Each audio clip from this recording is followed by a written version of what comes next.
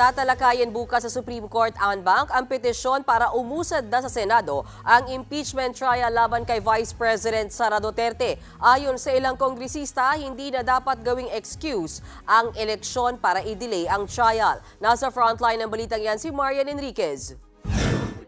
Umaasa si One Rider Party List Representative Rog Gutierrez, isa sa tatayong impeachment prosecutor, nakakatigan ng Korte Suprema ang petisyong inihain para agarang mag-convene ang Senado bilang impeachment court. Ito ay para umusad na ang paglilitis laban kay Vice President Sara Duterte na nahaharap sa 7 articles of impeachment. May merit naman po yung kaso, may opinion naman po na dapat ito ay mandato ng Senate to tackle the impeachment forthwith. I eagerly anticipate po what the Supreme Court will do in this matter. Giit pa ni Gutierrez, hindi dapat gawing excuse ang eleksyon para i-delay ang impeachment trial ni VP Sara. Ako po naniniwala na ang mandato po natin dito, what we are elected for, is not to run for a second campaign, but to faithfully fulfill the duties that we have sworn to uphold and to do within this term. I don't think all of them are for re-election naman po, no? But it's a continuing body and they can still pursue its constituent powers if it chooses to do so.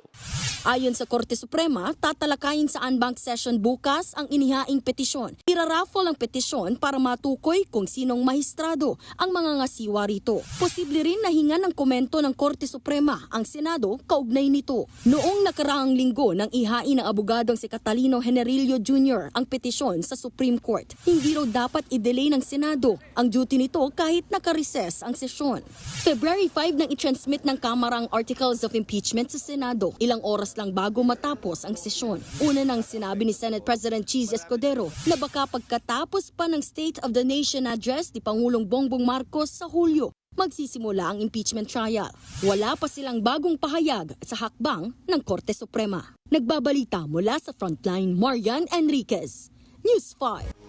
Mga kapatid, may Los Baños po. Huwag magpahuli sa mga balita at impormasyong dapat ninyong malaman. Para sa mas malawak na balitaan at diskusyon, mag-follow at mag-subscribe sa social media pages ng News 5.